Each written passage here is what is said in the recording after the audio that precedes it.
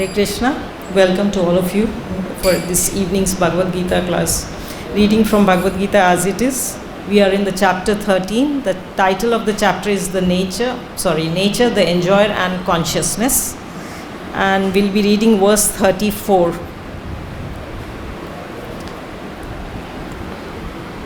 Yatha prakashati ekaha Krishnam lokam imam ravi Kshetram kshetri tatha Krishnam prakashayati bharata.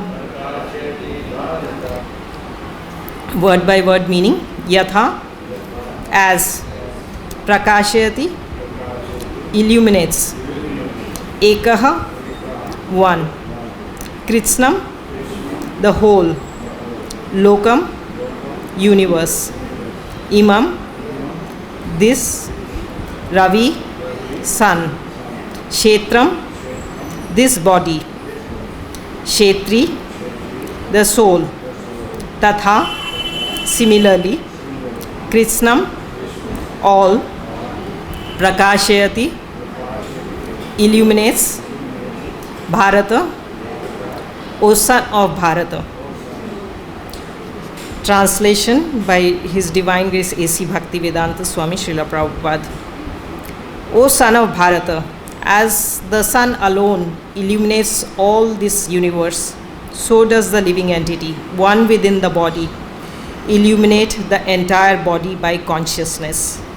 Purport by His Divine Grace A.C. Bhaktivedanta Swami Srila Prabhupada. Srila Prabhupada ki jai.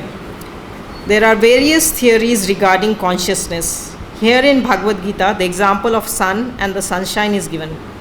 As the sun is situated in one place but is illuminating the whole universe, so a small particle of spirit soul, although situated in the heart of this body, is illuminating the whole body by consciousness. This consciousness is the proof of presence of soul. As sunshine or light is the proof of presence of sun. When the soul is present in the body, there is consciousness all over the body. As soon as soul has passed from the body, there is no more consciousness. This can be easily understood by any intelligent man. Therefore, consciousness is not a product of combination of matter. It is the symptom of living entity. The consciousness of living entity, although qualitatively one with supreme consciousness, is not supreme because the consciousness of one particular body does not share that of another body. But the super soul, which is situated in all bodies as the friend of the individual soul, is conscious of all bodies. That is the difference between the supreme consciousness and individual consciousness. Om Ajnana Timirandhasya Jnananjana Shalakaya Chakshurunmilitam Yena Tasmai Shri Guruve Namaha. Shri Chaitanya Manavabhishtam Sthapitam Yena Bhutale Swayam Rupa Kadamayam Dadati Swapadantikam. Vandeham Shri Guru Shri Utpadakamalam Shri Gurun Vaishnavamsha Shri Rupam Sagrajatam Sahagana Raghunathanvitam Tam Sajivam Sadvaitam Savadutam Parijana Saitam Krishna Chaitanya Devam Shri Radha Krishna Padan Sahagana Lalita Shri Vishakha Vitamsha. He Krishna Karuna Sindhu Dinabandhu Jagatpate Gopesha Gopika Kanta Radha Kanta Namastute. तप्त कांचन गौरांगी राधे वृंदावनेश्वरी वृषभानु सुते देवी प्रणमामि हरिप्रिये. वांछा कल्पतरुभ्यश्च कृपा सिन्धुभ्येव च पतितानां पावनेभ्यो वैष्णवेभ्यो नमो नमः. जय श्री कृष्ण चैतन्य प्रभु नित्यानंद श्री अद्वैत गदाधर श्रीवासादि गौर भक्तवृंद. हरे कृष्ण कृष्ण कृष्ण हरे हरे, हरे राम राम राम हरे हरे. नमो विष्णुपादाय कृष्ण प्रेष्ठाय भूतले श्रीमते भक्तिवेदांत स्वामिनिति नामिने. नमस्ते सरस्वती देवे गौरवाणी प्रचारिणे निर्विशेष शून्यवादी पाश्चात्य देश तारिणे.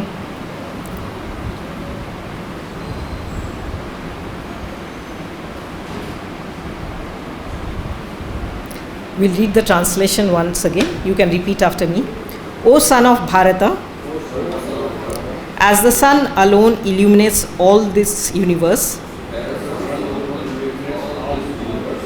so does the living entity, one within the body, illuminate the entire body by consciousness.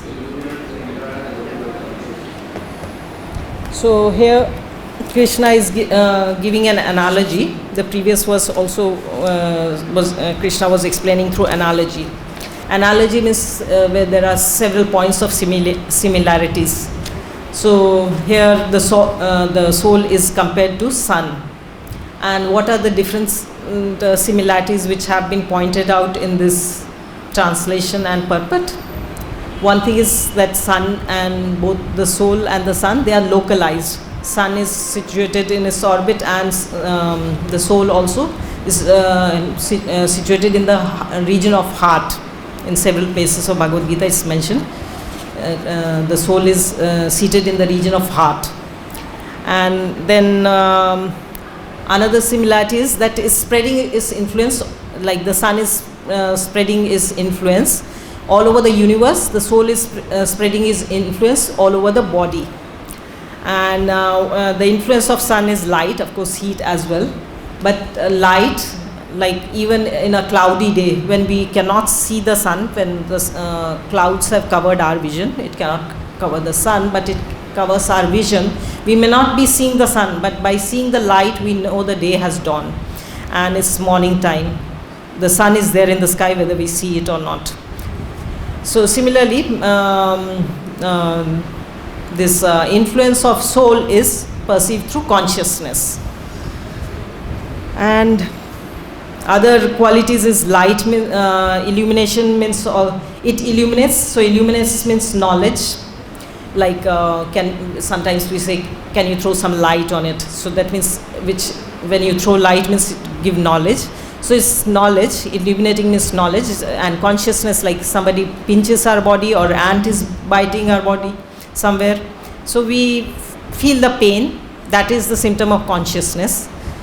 And that means we get the knowledge. It's sending signals through our brain that something is biting you or someone is pinching you. So this knowledge is similar to, can be is symptom of like comparable to illumination or light.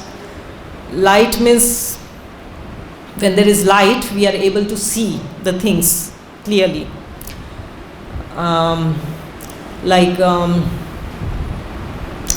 This section of Bhagavad Gita, these verses, starting from verse 32, I think you started yesterday. It says, those with the vision of eternity can see the imperishable soul. And similarly, what is the vision is given in these verses, and ending with the last verse, which is tomorrow, those who see with the eyes of knowledge. So those who can see, those who have developed this vision. So this gives a vision of knowledge. And other things is that it is said, even in second chapter of Bhagavad Gita, Prabhupada says the soul can be perceived through consciousness. Soul cannot be seen because its size is very minute. It's smaller, it's 1 by 10,000 part of tip of hair. When our vision is not good, we are not even able to see when only one hair is fallen on a floor. We are not able to see one hair, what to talk about tip of a hair. And 1 by 10,000 tip of size of tip of a hair. So we are not able to see, but we can perceive it through consciousness. And when this consciousness is not there, then it's like a dead matter. So sun is also like in Brahma Samhita, Yat Chakshuresha Savita Sakala Grahanam Raja Samastu Murti Shwashesh Teja. So sun is the sun planet. There are several planets, and but here sun Savita is called Raja, king. So similarly, the soul is the active principle within the body. Without the presence of soul, the body would be dead matter. Similarly, the sun is most important thing in this universe for light, not just for light, even for our maintenance. Like Annat Bhavanti Bhutani, we are eating vegetables and vegetables need sunlight, all plants need sunlight, and even otherwise sun rays are protecting some harmful rays to reach us, and even like we hear vitamin D is available only in sunlight.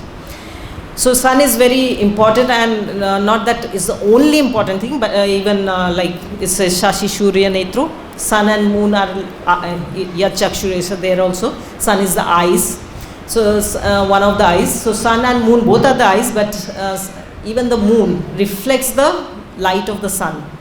So sun is the most active, most important, like even in the body there are several parts. We have head, the body, the hands, limbs, the leg. Leg is comparatively lower part, like when the 4 varnashrams are compared to the body. So Shudra, it is low, but it's important. Every part is important, like we need the legs also.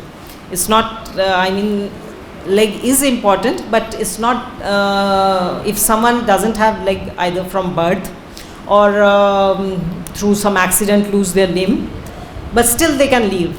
But if there is no head, we have not seen anybody without a head, but sometimes from birth there is no limb, like they may not have hands or legs.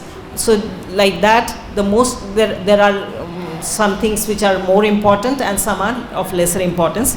So similarly, sun is the most important, single most important thing in the universe, which sustains this universe. And it is spreading its influence through light in the universe. And Prabhupada says, like, Avinashitu tat vidyena yena sarvamidam tatam, that shloka in chapter 2, verse 17. There also Prabhupada says that the materialistic scientist cannot see the soul, that's why they don't accept the presence of soul. But they understand the heart is most important. When the heart stops functioning, whether they call it heart attack or when the heart stops functioning, then the living entity is dead.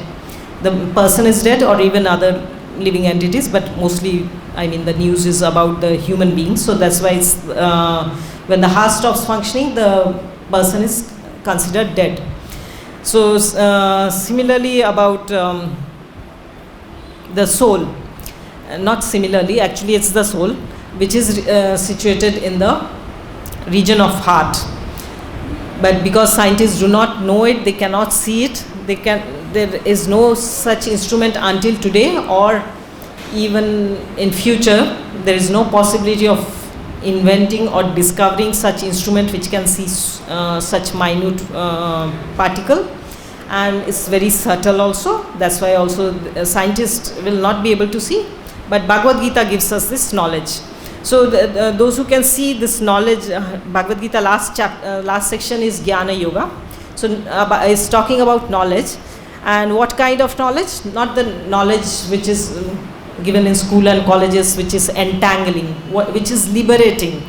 The next verse tomorrow says, one who knows this body and the soul, one who sees with the eyes of knowledge the difference between the body and the knower of the body, and can also understand the process of liberation from the bondage in material nature, attain to the supreme goal. So this kind of knowledge, Bhagavad Gita is talking about this kind of knowledge which is liberating, not the one which is entangling. What we study in schools and colleges, what knowledge is imparted, that's entangling, how to enjoy more and more, but that keeps you bound within the material world. But Bhagavad Gita is giving us this knowledge. The chapter started with 6 questions from Arjuna. So there also this question was there, what is knowledge? Arjuna asked 6 things. Prakriti Purusham Chaiva, Kshetra Kshetragyam Evacha, Jnanam Geyam. So Prakriti, nature, Purusha is enjoyer, and then Kshetra and Kshetragya. Kshetra is a field of activity, and Kshetragya is knower of the field of the activities. Jnanam and Geyam. Jnanam is knowledge, and Geyam, knowable, what is to be known. So knowledge is to know about this, and the process of knowledge was given in 13.8 to 12, starting from humility. But what most important thing was, most important element There were several elements, 17, I think 19 items are mentioned there. And there Prabhupada says, the most important is Maicha Avvyabhicharena Bhakti Yogena. Am I right? Maicha Ananya Yogena Bhakti Avyabhicharini. This is the most important element. Bhakti, and to know Krishna, which will bring about liberation, not entangle us or keep us in this material world, life after life. How to get free from this bodily conception of life? This, from the beginning of Bhagavad Gita, Krishna starts with this knowledge, the knowledge of soul.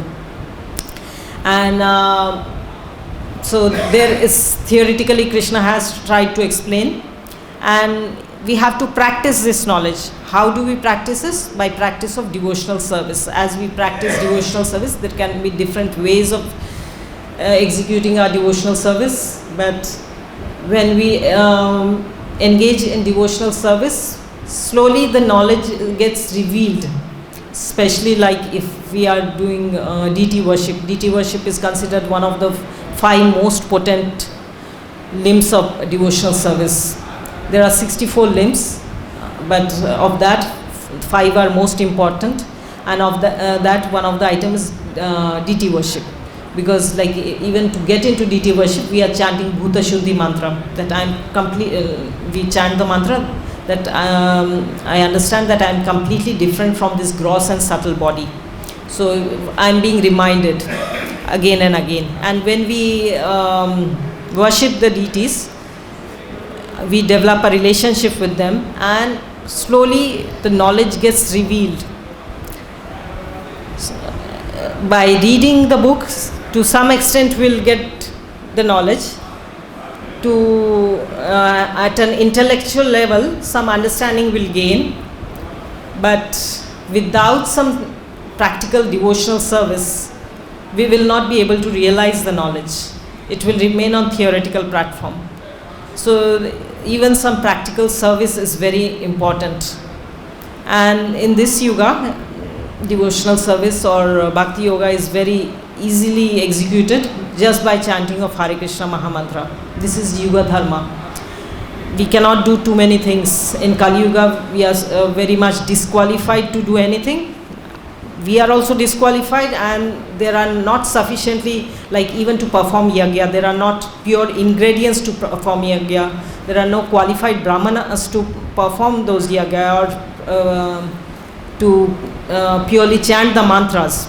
But this yagya, which has no cost, Chaitanya Mahaprabhu has given us. This Mahamantra has been there always, but people of Kali Yuga can do only this, nothing else. Like we cannot do opulent deity worship, or we cannot meditate for a long time. What is our duration of life? We cannot focus our attention for 5 minutes, 10 minutes for chanting one round of Hare Krishna Mahamantra. What to talk about sitting and meditating? We may pretend or may try to do it, but it's not practical for this yuga. It was practical in another yuga when people had a long duration of life. But in Kali Yuga, people are very short-lived. They are said to live only 100 years, and actually people don't even live 100 years, and gradually it is diminishing, and it's said it will come to like 20 to 35 years. Right now the situation is not so bad, but hardly people reach 100. It's not not that it doesn't exist at all, but rarely we hear people crossing 100 or even making up to 100. 70, 80, some are making to 90s also, but it's rare. So in this short duration of life, first thing is we are born into ignorance, and after we gain some knowledge, and then if we try to practice sit and meditate also, will not be successful. So a very simple process has been given, is chanting of Hare Krishna Mahamantra. This is the Yuga Dharma. And Yuga Dharma is Harinam Sankirtan, is Kirtan, of course Japa as well, but Kirtan. And Sankirtan means congregational chanting. So it's very important. all activities, whatever we do, even the deity worship, whatever we are doing, or sometimes like for we are following some rituals or observing some ceremonies, like when you buy a house or enter a house, you perform some puja. But whatever we may be doing, it should be accompanied by chanting of Hare Krishna Mahamantra. So this is the vision of knowledge. One who has this vision is able to see that he is different from the body, and he can see there are two knowers, the individual soul and the super soul. They are two different. And here Prabhupada has brought about these verses in terms of soul. And because Prabhupada has based his commentaries on Baldev Vidyabhushan, so he has compared here this analogy and the previous ones also to the soul. Srila Vishwanath Chakravarti Thakur compares it to the Paramatma, but since we are talking about Bhagavad Gita as it is, we'll stick to what Prabhupada is saying. It is correct on both the levels as well.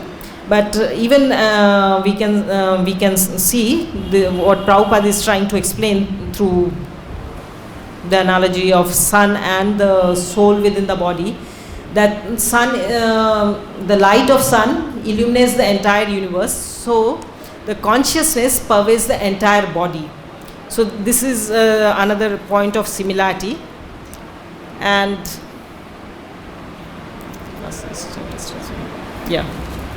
And there was one more point within the purport. Yeah. Consciousness is not a product of combination of matter. This point also was repeated in 2.17. So we discussed soul is not a matter. That's why it's subtle. And also the proof is not just proof. I mean, what can we prove? What we are not, which is not tangible, which cannot be seen through our naked eyes or any instrument so far invented by scientists, any microscope. So what can we talk about it, which is not tangible, which cannot be seen? So, but it's not a combination of matter. The thing is that when the soul leaves the body, scientists are doing so many things to keep the body young, but they cannot do anything to prevent the body from dying. That was Prabhupada's challenge to the scientists around the world. That they may find out several things to keep the body young, like there are creams, tablets, or even yoga exercise, gymnastics exercise, this kind of exercise you may keep to look young, or even you can be more active through yoga or even taking some tablets. You can remain young or appear young externally, or even physically you may be able to sustain more energy, but scientists can do nothing to prevent death. They have not been able to find out anything which, like they can say, okay, when I die, you inject me with this substance and then I will be brought back to life. So it's not a combination of matter. Because it's not a combination of matter, it cannot be revived by matter. So once the soul has left the body, the scientists cannot, even heart transplantation is possible because it's matter finally. But if the soul has left the body, even though heart may be remaining within the body is a dead matter then. So it's not a combination of matter, the soul, and the symptom of soul is consciousness. So Prabhupada says, therefore consciousness is not a product of combination of matter. It's the symptom of living entity. It's the symptom of life. Without the soul, there is no life. So it's the symptom of living entity. The consciousness of living entity, although qualitatively one with supreme consciousness. So here it's compared the consciousness or the soul and the super soul, or the living entity and the Supreme Lord. We are qualitatively one. Like very common example within all ISKCON devotees know that Prabhupada gave the example of the ocean and drop of water from the ocean. They are qualitatively same. The same salt taste is there, but nobody can say that drop of water is same as the ocean. And how many drop of waters can make? Of course, drops of water. There is a saying, drops of water makes an ocean, but how many drops? Nobody can make an ocean. So it's naturally existing. A human being cannot even create an ocean, because the ocean is so huge. And so similarly, we are like that drop. Quantitatively, we are very small particle compared to the Supreme Lord, but qualitatively, we have all the qualities, which all or some, and in different degrees. With different degrees within each living entity, we have different qualities. And again, there are three modes of material nature. So we take up those modes of nature also. Somebody accepts mode of goodness, and it's not that somebody accepts purely mode of goodness or purely mode. In Kali Yuga, everything is mixed. So no, we are not even situated purely in the mode of goodness or mode of ignorance or even mode of passion.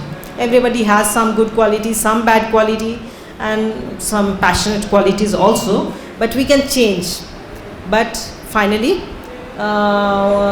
we know Krishna says to Arjuna, Traiguna Vishaveda Nistraiguna Bhava Arjuna. Know the three modes of nature, but transcend above this, because all the three modes of nature, even the mode of goodness, binds us to the material world. It keeps us bound within this material world. And what is the purpose of Bhagavad Gita? Why did Krishna give this knowledge? What is said in the introduction?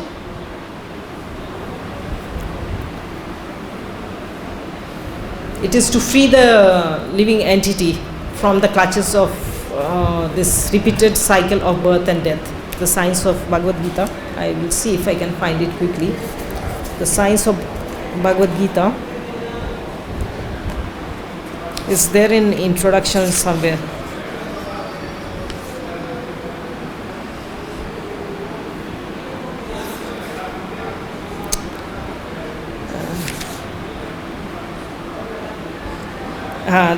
Just what is Bhagavad Gita? The purpose of Bhagavad Gita is to deliver the mankind from the nascence of material existence.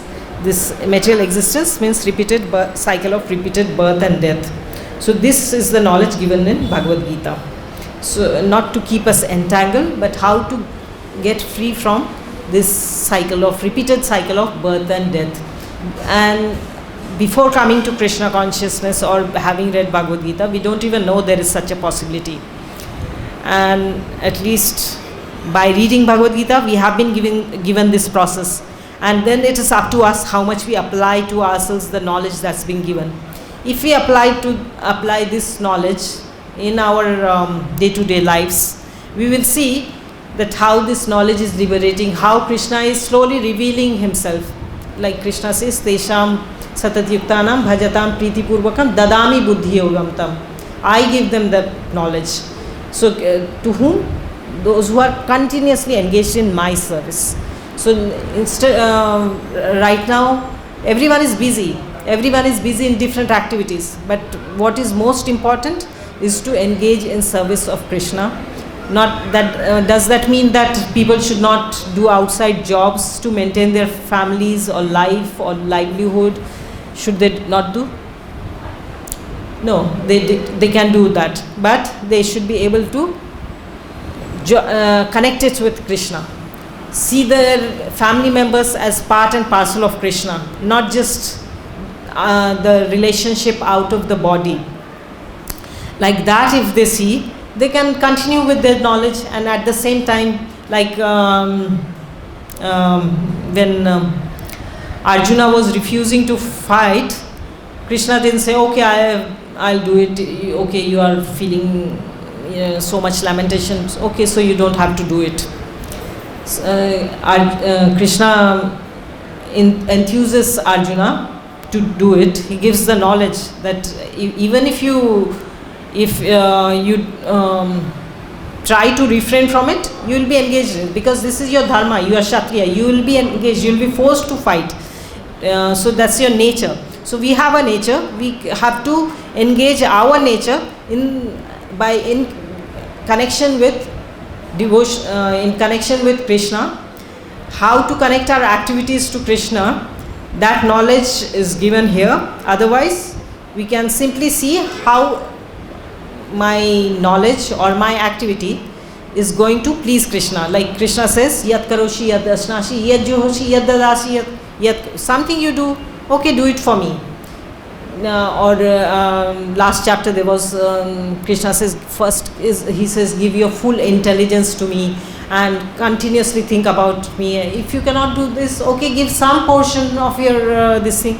No, give the result of your work to me. If you cannot give the entire result, okay, give some part. If you cannot give even some part to me, then give to somebody at least, like that. So yat karoshi yat dadasi, if you are giving some charity, people are inclined to give charity, I mean depending on what we can afford, at least beggars 1 rupee, 10 rupees, something, some charity, people are inclined to give some charity. Or sometimes we feel sorry seeing somebody poor person or diseased person, we are inclined to help, so some charity work we are inclined to.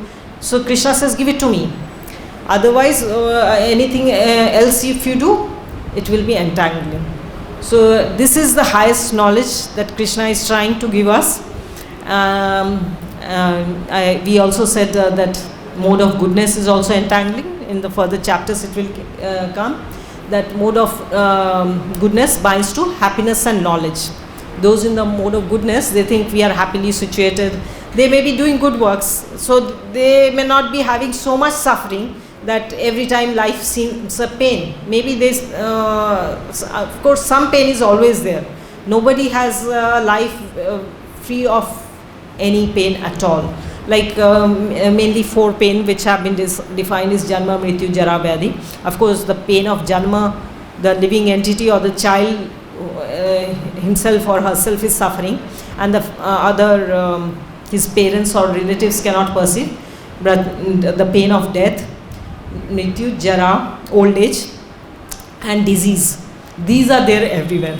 The pain of old age for oneself, or if my parents get old, then also I have to take more responsibility for them, that is another pain.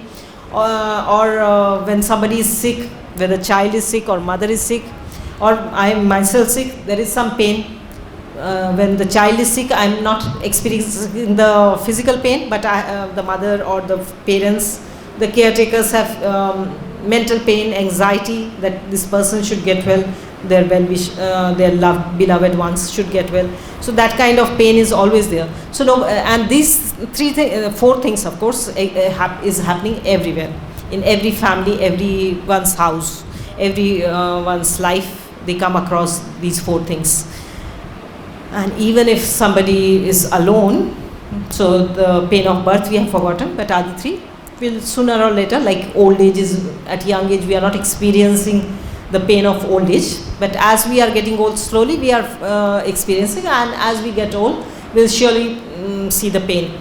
And the pain of old age is not just the body pain what we are getting. The thing is the senses still want to enjoy, but you cannot, like even you cannot eat, there may be a feast and so many nice items are being served, even if you take little, but we lose the digestion power with the growing age.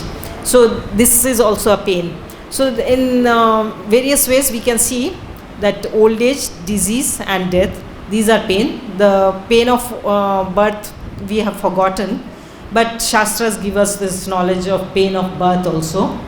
But anyway, other 3 pains we can see. So even those in the mode of goodness, although they may be very nice people doing all good work, giving lots of charity, speaking no harsh work, being kind to all people in the world, but still these 3, and there are other subsets also, Adi Bhautik, Adi Devik, these also keep coming. Mosquitoes, it's not that mosquitoes bite only poor people, it bites a mosquito or any other insect bite, willingly, unwillingly, sometimes bitten by some insect. Mosquito, maybe now these mosquito repellents have come, so some rich people may think mosquitoes do not bite us, but some insect from somewhere it will fall, bite you, and then you get an inflammation, gives you pain for several days. So these are four are big real problems, and then there is subset also, Adi Bhautik, Adi Devik, Adhyatmik Klesha. So nobody is free from this. So even though somebody may be in mode of goodness, they may be pious, it binds them to happiness and knowledge. They think it is very good, but finally it is keeping them bound within the material world. They may get another good birth within this planet or higher planet. But in Bhagavad Gita it is said, like, and in general also in India, the very common conception, even before coming to Krishna consciousness, or everybody knows, like they say Swarg, they have gone to heaven. But what does Bhagavad Gita says? After exhausting the pious result, they again come back to this planet with the Mrityu Loka. Shine Puna Martya Lokam Vishanti. Again they come here. So that, so it's not finally liberating, but only devotional service can liberate us, this knowledge. So this knowledge, that's how this section of Bhagavad Gita, and the Jnana Yoga is leading to Bhakti is shown, and this knowledge is important to us, and how is liberating. Starting with this chapter, Arjuna asked this question, what is knowledge and what is knowable, and several other things also. But the most important, even Arjuna is again asking, he didn't ask what is soul, but what is Kshetra and Kshetri, because this is the most important knowledge, and which people don't have. And it is like, we know the whole world, but we don't know the most basic thing. Like when we are doing in higher mathematics, there are several steps in finally reaching to the answer. But if we go wrong in the first step, then even if you go on following the right steps, we'll get a wrong answer. So it's like going wrong in the first step. We don't know who we are, and then we continue our life to lead based on the bodily platform, how to make this body happy, and people connected to this body, my relatives, my friends, or even the land to which I am connected, from which I have taken birth, I become attached to it. But the starting is starting with this body.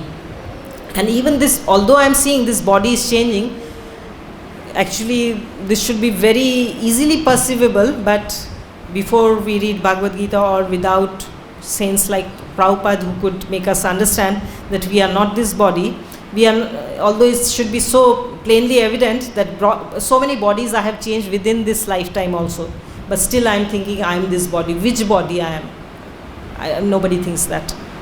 I had a body in childhood, I have some remembrance from it, but that body is lost. I am seeing so many changes. So that's why Krishna says death is another change, then again it will take another body. So sober person is not disturbed by this change of this, because within this lifetime also we are changing so many bodies. So death is another change of body.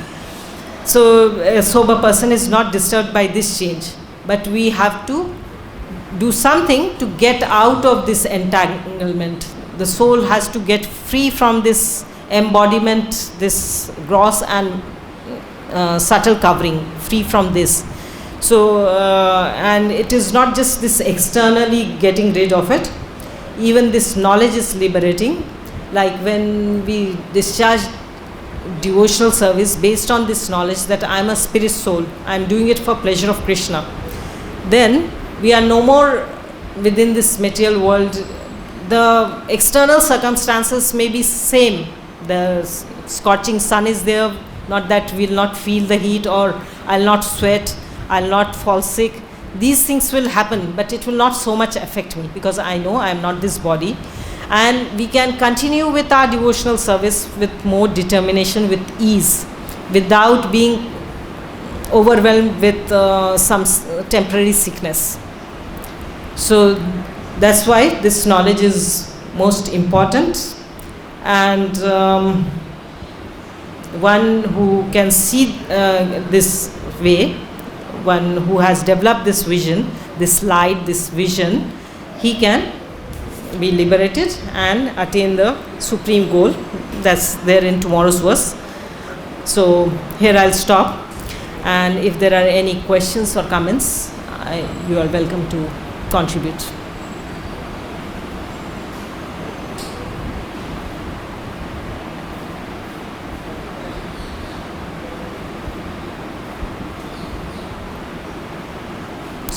I think there are no questions, so we'll stop here. Thank you. Hare Krishna. Thank you for coming.